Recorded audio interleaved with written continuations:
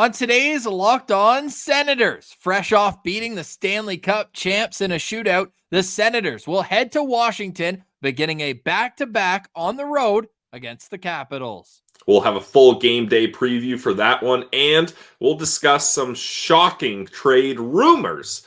Just rumors, as trade deadline is nearing. That's the thing. We're nearing trade deadline. It is wacky season. We will dispel what we can and more on today's edition of the Locked On Senators podcast. It's your team every day. Your Locked On Senators, your daily podcast on the Ottawa Senators. Part of the Locked On Podcast Network. Your team every day.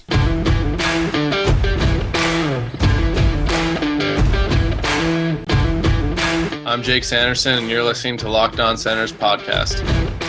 I'm Tim Stützle, and you're listening to the Locked On Senators podcast. Welcome inside episode 989 of the Locked On Senators podcast. I'm Ross Levitan on the outskirts of enemy territory in Winnipeg, Manitoba, alongside Brandon Piller up in the Blue Mountains. Today's episode is brought to you by Sleeper. Download the Sleeper app and use promo code LOCKEDONNHL to get up to a $100 match on your first deposit. Terms and conditions apply. See Sleeper's terms of use for details. You can also follow the show on social media. We're at Sens Central on Twitter, LockedOn.Senators on Instagram. The show is free and available on all podcast platforms, including on YouTube, where we say hello and let you know that a like, comment, and subscription go a long way to helping the show grow. Today is Monday, February 26th, and Pilsy, as the vibes are finally back. The Senators beat two Western Conference teams, Cup contenders. We get thrown a complete wrench over the weekend on Twitter. Yeah, I mean, keep in mind, trade deadline is approaching, so there's going to be a lot of rumors thrown around, a lot of smoke screens put out there. Maybe, honestly, even general managers putting fake stuff out there to see if there's any leaks going on, like things like that. But what Ross is referring to on Twitter, Ryan Whitney, host of the Spittin Chiclets podcast, tweeted that, hey, the Sens have something cooking right now. Rumor boys hearing that Ottawa would maybe move Brady Tkachuk. And then he goes on to say, can't believe it because no one would be that dumb, and then has some stats that are not accurate. So, I mean, this could just be some late night tweeting like, hey, heard a little bit of information that maybe they could be moving Brady Tkachuk, but that's it. And I don't know, Ross. Personally, I don't think there's a lot of legs to this.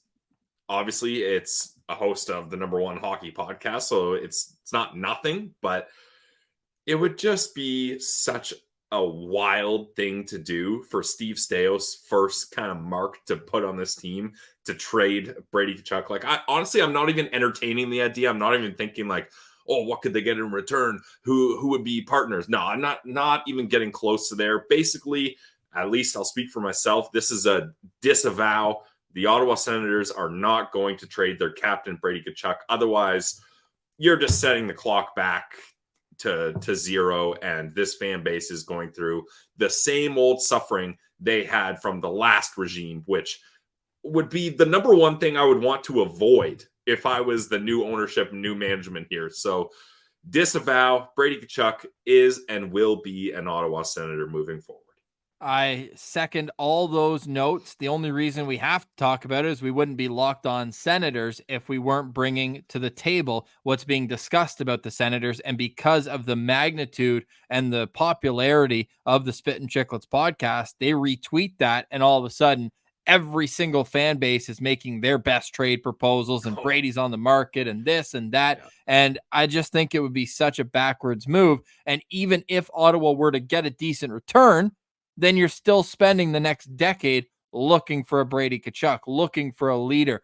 I think that, look, we have heard that maybe there's been some spats in the locker room this year, but that happens on teams that lose. That happens on teams that can't get it together. And when things aren't going well, people kind of, it's the old Lord of the Flies. You start looking at each other and say, let's Like, what the heck's going on? So I think that there is some credence to the fact that maybe the core shouldn't all stay together. Yeah. I have time for that. Now, the alternate side is look what good coaching has actually done for this team. Mm-hmm. Getting the win. We'll touch on it a bit later. We're not going to just let that slide that the Senators beat Vegas 4-3, first time ever beating Vegas at home.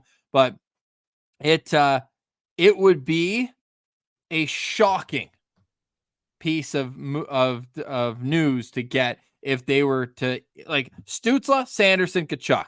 If you want to really narrow down your untouchables, it's those three. Yeah. Like, there's no trade offer that I think I would be happy with for any of those three players. No, definitely. And that's the thing. Like, it reminds me of the Mark Stone trade when Vegas acquired him. Who was it? McCrimmon? George McPhee and McCrimmon, the two of them. I forget who this. I think this quote was George McPhee. I think it was George McPhee. Yeah, exactly. I reference it all the time. When he acquired Mark Stone, he was like, players like Mark Stone don't ever become available. So if you have an opportunity to not only trade for one, but extend one or get a player like this with term, you have to go for it. Like, so the Ottawa Senators cannot yet again move on from someone like that. So really, it also comes down to, like, if this was a possibility and Steve Staios and co are entertaining this idea, there's only two options. Either they don't understand the impact Brady Tkachuk has on this team, this fan base, this community, or they don't care. What's right? worse? Yeah, exactly. Yeah. Or they just don't care. And it's one of those, hey, we know better and we're going to do things the way we want, which, hey, you got to run your team based on your principles and what you feel like is the right thing to do. But I mean, I just feel like this would be such a terrible, terrible first thing to do. No, I don't feel like it would. It would be a terrible, terrible idea to even entertain these things. Like, obviously you have to listen on calls, Ross, but it would take an enormous, there's not even really trade proposals I could even fathom as a fan that would make me want to entertain trading our captain, Brady Tkachuk. Okay, I know people are driving off the road, smashing their steering wheels, just being like, guys, like, why are you even giving this so much time? So the last thing that I'll say on that is that there were a couple Senators accounts, and, it's a small city. Look, the management and ownership, I'll go so far as to say, I don't think they're happy with necessarily the leadership group as a whole. And I understand that from the sense that maybe there's a bit of pouting when DJ Smith was let go, when things weren't going well. And that might have cost them a few of those games in the interim. But it really does feel like top to bottom, everybody's bought in. And you saw a full, complete game against Dallas. And I know Vegas was missing a couple of their stars, their golden knights. But at the same time, Ottawa was able to erase a 2-0 deficit in that game. And I think that what Ottawa is showing as a group right now, and maybe, look, because obviously there's been tough conversations going on behind the scenes, and the leadership group is going to be in the middle of it. Have you not noticed that Brady a few times recently, it's about proving people wrong? Yeah. I wonder if management's a bit of the people that he wants to prove wrong. They might have told him, hey, you guys have shown that you're not capable. And maybe that's really gotten into his head. I'm just trying to play like where this is coming from. And I'm kind of landing on that. I feel like the leadership group was challenged at some point this season. And we're about to see in the last 28 games whether or not it's resonated, because it sure looks like it has recently. All right. That's your final word, Ross. I have my final word. Don't trade Brady Tkachuk ever. Yeah, agreed. This is just one thing I will put out here is maybe this is some kindling to why this fire and this smoke has started, Ross. Next year, 2024-25, will be the final year of Brady's deal before his no move clause kicks in. Okay. So, I mean, if there was a time you were going to entertain this type of move, it would be soon. I hated that last point, Pilsy. I just want you to know I hated that. That is a fact. That is not me insinuating or supporting any sort of narrative. That is simply a fact. Okay, let's move on. The Ottawa Senators had a great weekend beating Vegas. We'll have some final thoughts on that game and then preview the game tonight against the Washington Capitals. Spoiler, we are recording. It's 10 p.m. on Sunday night. This is going to come out at 12:30 on audio, but we're going to have it likely a bit earlier on YouTube, but we have finished our transition to the new audio podcast platform. So we're looking forward to everything being smooth sailing, all the postcasts tomorrow as well as tonight.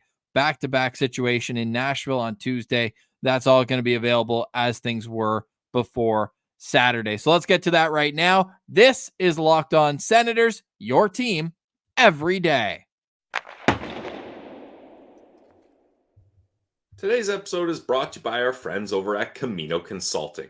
How would you like to get to know someone better in just 1 hour than you would in an entire year? Understanding one another better prevents small misunderstandings from becoming big, ongoing fights. After providing more than 20 years, 2 decades of service to small and mid-sized businesses, helping management groups navigate conflict and onboard new employees, Camino is offering a digital seminar for families and couples. Did your Valentine's gift of tickets to the game not go over as well as you'd hope? Well, get the Couples and Family online seminar for 25% off for the month of February using the discount code LOCKEDON. Again, that's discount code LOCKEDON for 25% off for the rest of the month at www.caminoconsulting.ca, or mention Locked On when reaching out for a business seminar and you'll receive the first 5 profiles free. Check it out today, guys. Camino Consulting.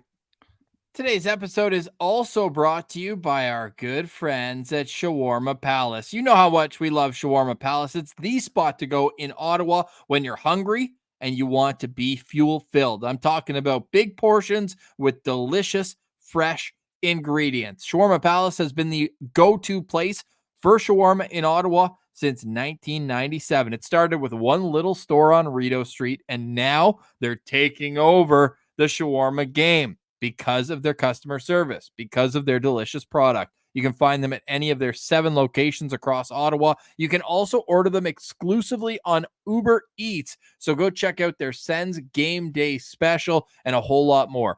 You can get the sandwich. You can get the platter. It's always my first stop when I get back home because it tastes like home. It's so delicious. You got to get the extra garlic on the roasted potatoes. It's so good. Fresh salad. Go check them out at Shawarma Palace. And when you do, make sure you let them know that Locked On Senator sent you. Shawarma Palace. Go eat like a royal. Go eat at Shawarma Palace.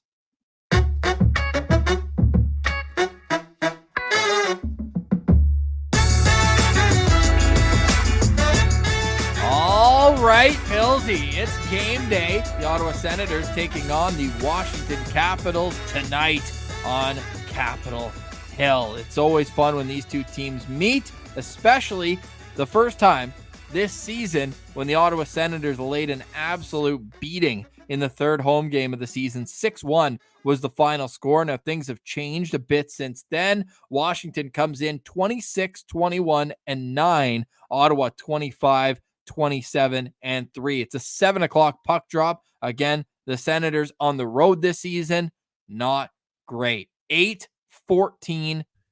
But at least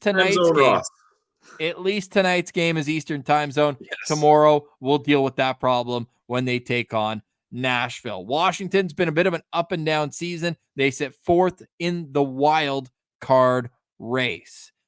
I kind of want to save the game day preview though for the third segment, because don't you want to kind of get into it with some of the vibes from Saturday night, and maybe we can continue the conversation about the goaltending for the Ottawa Senators. What, now that you've had 48 hours to sleep on it, was the biggest reason why the Senators were able to beat the Cup champs? Anton Forsberg. We talked about it. He was my first Sens Central standout. Obviously, Tom Schabak got the fire helmet. Well-deserved, though. He's been great lately. Forsberg made some huge saves. 2 breakaway saves, one earlier in the game, and then one stopping Chandler Stevenson from getting a hat trick and winning the game in overtime. And then he had some big saves in the shootout as well. So Anton Forsberg was the number one reason the Ottawa Senators were able to beat the Golden Knights. So do you start him tonight, or do you save him for Nashville tomorrow? Nope, you start him tonight up against the Eastern Conference team. And if he's hot, why cool him down? Keep the hot streak going. And also, Ross, I don't know, maybe this is just me, but I kind of want to extra let Korpisalo know, like, hey, we had an opportunity to go to you first in Washington, but we're sticking with Forsberg as long as we can here. And kind of almost like you're only getting the start here because it's a back-to-back. Like, You know, he hasn't been good enough to kind of earn that first priority status in the crease. Korpisalo, Okay. I'm talking about. fair enough. Well, if you look at it the way that the Senators have, at least with splitting games based on their stats against that team, Korpisalo against Washington in his career, he's 3-2-2, but with a .924 save percentage, whereas Anton Forsberg is 5-1 with a .910. So do they go with the higher save percentage or do they go with the better win-loss record? Frankly, I'd throw those both out the window. I think they're fun stats, but I think you should be going on who's hot. And Anton Forsberg has won 4 starts in a row and has only allowed 9 goals in those 4 starts, has a .917 save percentage. So my answer would be Anton Forsberg as well. And I wouldn't even be opposed to starting in both games. But let's get through one before we get to the game against Nashville. I was also really happy to see the commitment to defense. A couple of comments on the postcast, which was, again, exclusively on YouTube this weekend. If you missed it, go check it out. And that was the fact that, like, without Zub, and I know the Chychrun-Hamonic pair was not great. It just wasn't great. But everyone else, JBD, I thought stepped up and had a really good game. Jake Sanderson played at the top of his game. Thomas Chabot, I mean, where do you want to start with him? I mean, this is a guy whose name was kind of floated around by the fan base earlier on this season as a leadership piece that might be on the move. Drake Batherson, Josh Norris, like the guys who stepped up on Saturday night. I know I kind of moved on from just defensively, but as a whole, it's showing that when this team is all bought in, it can be a different line that steps up and gets you victories. And that's another reason why, like, the more success they're having and the more that it feels sustainable, there's still a couple pieces that I wouldn't like be too upset if they decide to move on, different fits, whatnot. But like, you have something here. It's not just a blip on the radar. You have something here. Now let's see a consistency of bringing that out. Like that stat where all of Norris, Stützle, and Pinto all play Pilsy, like that stat keeps improving. They're 25, 11, and 3. This is not a blip anymore. This actually is what seems to be something that could continue and have long-term success as a group. Yeah, definitely. And like, it took them a little while to make that transition from DJ Smith to Jacques Martin, but now that he's been here a while, the splits of Jacques Martin's first half here and second half are vastly different, and the team is so much better now. And like you mentioned, it's the ability to roll 3 forward lines and have one line dominate one night and then another one a different night. That's all great. And then the decor, once Zub comes back, especially, is going to be important to maintaining this, but rolling all 3 pairs and different guys being hot. So I really think if this team can continue to get goaltending like Anton Forsberg has provided, which has been better than league average, this team's going to be able to win a lot of hockey games. It's just goaltending has been the big reason why they're stuck down where they are. So can they get it tonight? Look, Washington's kind of been in a similar position in terms of goaltending, but also they can't score goals, which is ironic considering they have one of the greatest goal scorers in NHL history. Yeah. He's rounding back into form, though. We'll have that full game day preview for you next. And, well, let's just hope it's Darcy Kemper in net. He's got an .894 save percentage this season, while Charlie Lindgren has a .914 save percentage. So goaltending, one of the big stories. We've got more of those on the other side. And a weekend recap, because the Belleville Sens are higher in the Northern Division standings than they have been in a very long time. Is there anybody that's call-up worthy in case Dominic Kubalik gets moved for a late pick? We'll get into all that next. This is Locked On Senators, your team every day. Today's episode is brought to you by our friends over at Sleeper. If you guys want to win 100 times your money, play daily fantasy hockey on the Sleeper app.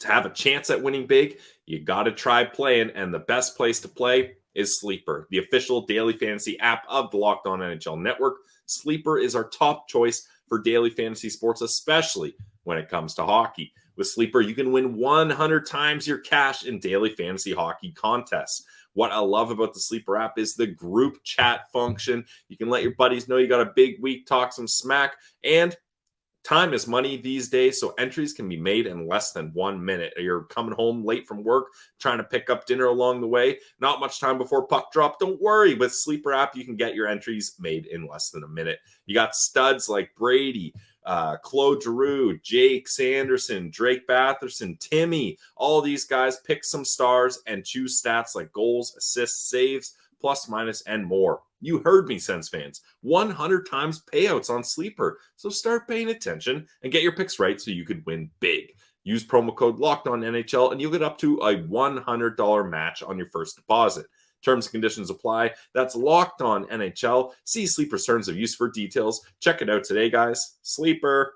Today's episode is also brought to you by the Glebe Central Pub. Make sure you go check out the Glebe Central Pub, the official bar of the Locked On Senators podcast. You can find them in the heart of the Glebe at 779 Bank Street. And not only is the Glebe Central Pub the great place for food, which it is, for drinks, awesome, and for cool atmosphere every Saturday in February, they had live music. You should really go follow them on social media, Glebe Central Pub, to know what kind of events are being hosted at the Glebe Central Pub. They also have the shuttle for you to and from the CTC. You can get your tickets at glebecentralpub.com. The online store is there. They have one this Friday for the Arizona game, so get your tickets for only $17 round trip. It leaves the pub an hour and 15 minutes before the game, and they pick you back up 20 minutes after the final whistle to bring you right back to the Glebe Central Pub. So go visit the home for the Locked On Senators Pubcast, we'll call it, at the Glebe Central Pub. The vibes are free at the GCP, and oh yeah,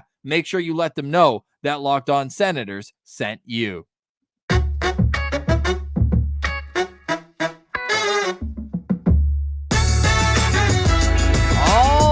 Pillsy, here we are. It's game day. We've gotten this far in the episode and not even mentioned that the Senators are one of the hottest teams in the National Hockey League. Since Shane Pinto returned, the Senators are 9-3-2. If you stretch it back to January 13th, the Senators are 11-4-3. The victories are starting to pile up, but don't look at the standings because it seems every team ahead of them is also winning their games. Ottawa has games in hand, but Ottawa needs to focus on themselves before worrying about others. Now, we got the game day preview, but first, Pilsy, I just want to say that first segment was one of the ones I've hated doing the most since we started this show 989 episodes ago. Yeah, I feel like my blood is still like boiling from even having to entertain those discussions. So hopefully, Ross, this is not something we need to revisit because we had to talk about it. It blew up on Twitter, so we're Locked On Senators. We gotta at least comment on it, but it pains me to even have that discussion. I'm disgusted with ourselves. We tweeted out at SensCentral. You can go follow the show there. I said I'm so mad about our first segment on tomorrow's show. Obviously, it's late Sunday night. And Ted goes, "What? You don't just randomly watch Jesper Bratt highlights? Don't even say that name." What's up? I don't get it. Well, you don't think New Jersey would want Brady Tkachuk? With all the Hughes connections, with the Fitzgerald connection. The GM is his cousin. Yeah, that's a good point. There's 32 teams, and I'm including Ottawa, that should do whatever it takes to get Brady Tkachuk on their team. Yeah, for real. And guess what? One team has him. And they should hold on tight. Look, if they're upset with him, they should work with him.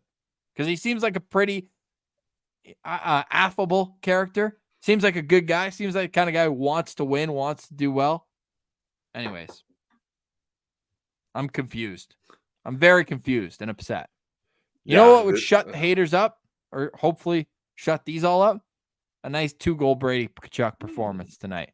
7 o'clock puck drop. The Senators taking on the Washington Capitals. The Senators had Sunday off and victory Sunday. I mean, come on. The Ottawa Senators beat the Golden Knights 4-3 in a shootout. I know they gave up a late goal. Yeah. But man, that was a great effort overall, despite falling behind 2-0. And yes, I put that photo there on purpose. Top line for the Ottawa Senators tonight: Shane Pinto centering Brady Tkachuk, the captain of this team, and Vladimir Tarasenko. Then Tim Stützle is between Mathieu Joseph and Claude Giroux. Josh Norris, Noof, is between Ridley Gregg and Drake Batherson. And then Mark Kostelic was between Dominic Kubalik and Parker Kelly. On the back end, we've got Jake Sanderson with Artem Zub, but we do have the asterisk next to Zub because he missed last night's game, or Saturday's game, with a lower body injury, something that's been nagging him. We'll see with a back-to-back situation what happens there. We've got Thomas Chabot with JBD and Jacob Chychrun with Eric Brandstrom. Now, as we saw in the game against Vegas, they would go with a pair typically with Sanderson and Brandstrom, I think, played the most together, or it was kind of a bit jumbled. But according to Money Puck, which always tracks the 5-on-5 D pairs, it was Sanderson and JBD actually playing 16 minutes together at 5-on-5. Chabot was with Brandstrom and Chychrun was with Hamonic in that game. Pilsy, we already talked about the goaltenders. It's either Anton Forsberg or Eunice Korpisalo. Who is your locked-on player to watch? Well, my locked-on player to watch, Ross, is the man with the fire helmet right now. I'm talking about number 72, Thomas Chabot. 3 games, 3 goals, so a goal streak. And in that goal per game streak, he also has 2 assists, so 5 points in his last 3 games for Thomas Chabot. I'm expecting them to keep things rolling here. As we'll get to, this is a Washington Capitals team that is very kind of disjointed. Like, there's not a lot of threats on that team. So if you're Thomas Chabot, a guy that likes to join the rush, a guy that likes to pinch, I think he can get his opportunities in this game. So I'm hoping number 72 can keep this goal streak going and go for a 4th straight game here. Let's go.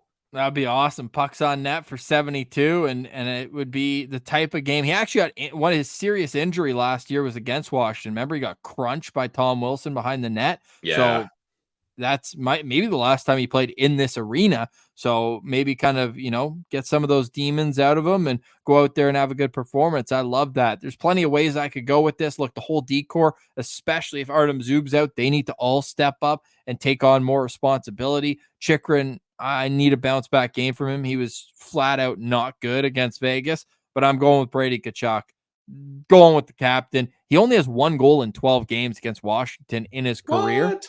Isn't that surprising? Damn. So tonight I'm going to be watching Brady Tkachuk. I want to see him put the team on his back and lead by example. Go out there, set the tone, play solid defensively on the right side of the puck. I want him to do everything the coaches want to see. And then I want to see him also park in front of the opposition net, wreak havoc, and go and get a goal against Washington. Brady Tkachuk is my locked-on player. Any other lineup notes that you want to get to, whether it's something you saw against Saturday in the game against Vegas or something that you're hoping to see tonight from Ottawa? No, nothing too much, Ross. I mean, they played a solid game last game up against the Golden Knights. I'm really digging this Tkachuk, Pinto, Tarasenko line, though. So as a locked-on line, I'm going to be dialed into that line. All right, sounds good. As we turn our attention to the Washington Capitals, they have points in 4 straight games. They're coming off an overtime loss the other night to the Florida Panthers. 3-2 was the score. Heck, Ottawa had an overtime loss to the Panthers just last week as well. Washington, despite winning in 4 straight games, points in 4 straight games, they've been outshot in their last 3. The only team they outshot was Montreal, and need I say more? Now, Washington also is starting to score goals, which they just could not do for a large part of the season. They went through a stretch where they had 3 games in a row where they scored 1 goal in each game, and then they scored twice in the following game. Like, that's just so uncharacteristic for a Washington Capitals team that's been built on scoring goals. Before we get into them a little bit deeper, let's look at their lineup. Connor McMichael is their number one center. And obviously we're sending our best to Evgeny Kuznetsov, their typical number one center, who is in the player assistance program right now. But Connor McMichael gets an opportunity. The former London Knight is centering a line of Alex Ovechkin and Nicholas Ogbe-Kubel, literally a fourth liner last year on the Toronto Maple Leafs. And now here he is, top line right wing with the Washington Capitals. Dylan Strome centers Anthony Mantha and Tom Wilson. You've got Michael Scarbosa between Max Pacioretty and Sonny Milano. And we've got, you were telling me about this Dubé kid. He's from, is it Pierre Dubé? Yeah, he's playing in his second NHL game tonight. We expect he's from Lyon in France. He's 5'9", not often what you see as a fourth line center, but we'll see what he's got there. We've got Malenstein at left wing and Protas on right wing. On the back end, it's Trevor Van Riemsdyk with John Carlson. It's Rasmus Sandin with Nick Jensen and Joel Edmondson with Alexei Alexiev. Great handle. In goal, we don't have those two guys that are listed if you're watching on YouTube. We've got Charlie Lindgren and Darcy Kemper as the two tendies for the Washington Capitals. I mean, it's almost amazing, Pilsy, that we've been doing the show this long, and I've never made that mistake. If you're just listening, I didn't change out the goalies, so I still have the Dallas ones, Ottinger and Wedgwood. They both played, but neither will play tomorrow against Ottawa. Pilsy, unless some crazy trades go down, Ross. That would be wild. Rumor boys. Yeah, hey, you know what's as likely of Brady Tkachuk getting traded? Those two goalies being with Washington in time for tonight's game. Ross, you passed it to me, so I'm going to take the easy, obvious answer. I'm going to be looking out for number 8, Alex Ovechkin. He's that empty net merchant, right? Doesn't he lead the NHL in history in empty net goals? Yeah, he does. That's solely the only reason he's in the race to have the most goals in NHL history. All the empty netters he's getting. He also has gotten some milestone goals against the Ottawa Senators, so I'd just like it on record that he is not on milestone watch for tonight's game. He just played in his 1400th game, so thank God that they don't have to deal with that. And Ross, he snapped a 10-game point streak. No points up against the Florida Panthers. Before that, in 10 games, he had 8 goals, 6 assists for 14 points. So 8 goals in 10 games. He was getting back to his old ways that everyone knows Alex Ovechkin can do. It's just he started off slow. And he likes to play the Ottawa Senators. In 55 career games, he has 36 goals, 24 assists, good for 60 points in 55 games. So no stranger, Alex Ovechkin being able to dominate up against the Sens. Now, Alex Ovechkin comes into this game 56 goals away from tying Wayne Gretzky for the most in NHL history. He's played 87 less games than the great one at the time of this recording. That in itself is super impressive. The way he got off that slow start, and by the way, he's only at 16 goals so far this season, which for his standards is awful, but he does have 7 goals in 9 games in February. Yeah. That's how far behind pace he was until he got red hot in this month. He's getting the record, right? It's just a matter of when, not if. He will not retire before he gets the record. There's no chance. I think it's not going to happen next year. I think it'll happen late in the year following. Okay. Yeah. Or maybe not late, but in the year following. Okay. Because I figure he's got probably at least 10 more goals in him, right? So then he needs 46? He'll need, math guy. He's not getting 46 goals next year, I don't think. So he'll be 39 next year for the whole season. Honestly, Ross, and I've said this before, and I hope it happens, I want him to score that goal in the first period against the Columbus Blue Jackets in January, and then just skate off the ice, and he's done. That's it. Hot stick celebration like he did when he broke the his single season record, or when he hit 60. I think it was his 60th goal. Back when he did that, he's the first guy in forever to get 60 goals. Yeah. But this time, don't pick up his stick. Just leave it, like hot stick it, and then just skate off the ice. No, that stick is... The price tag on that stick would be enormous. You are not leaving that stick on the ice. That is a very good point. If I was at that game and he left that stick there, I'm climbing over the glass and jumping trying to get it. Easily. Yeah. My lookout player is a man who has 1 goal this season. 1 goal. Who? Max Pacioretty. Fair. Because it was a meme at one point when he was with the Montreal Canadiens that he would score on a breakaway every time they played Ottawa. Every time. Yeah. Now in his career, it has slowed down since then. He has 29 points in 43 games against Ottawa, but it really felt like for a while that he was a bit of a Sens killer. So I'm going to be keeping my eye on him because he's also a guy who's playing for his next job right now. He's playing to get traded to a contender, show them what they can do. We've heard some rumors, boys, maybe a Vegas reunion because they obviously kind of unceremoniously dumped him. But Max Pacioretty coming back from, I believe it was a torn Achilles. It was a very serious injury that he had. He missed the start of the season. And let's see. Yeah, and he also just came back from a minor injury as well because he only played his first game of the year on January 3rd. It was his first game in nearly a year after a torn Achilles, his second torn Achilles, Pillsy. So the speed isn't going to be an issue, but just kind of, old demons are haunting me when I see Max Pacioretty's name out there. So I'll be looking out for him tonight with the Washington Capitals. But as you mentioned, like this is Ovi's team, and they're going to go as far as he carries them literally. What's a key to victory for the Ottawa Senators tonight?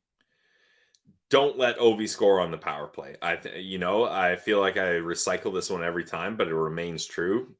The guy can still get it done. Like Ross, Ovi, when he scores that goal in January up against Columbus in the first period, like I was talking about, they might just put him out there on one of those chairs you use when you're learning to skate, and he'll just sit there on the power play and just one-timers from his spot. So he's still very lethal from there. Sure, the foot speed isn't where it used to be. Not that he was known for being the fastest guy, but the shot is still there, and the hockey IQ is still there. So I think if you can stop him from scoring on the power play, you're going to have a good probability of maintaining any momentum that the Capitals can get, because this lineup is just, there's not a lot going on here. And it's crazy that they've been able to go as far as they have, especially with Darcy Kemper being not good this year. Charlie Lindgren has really kind of saved the day for them.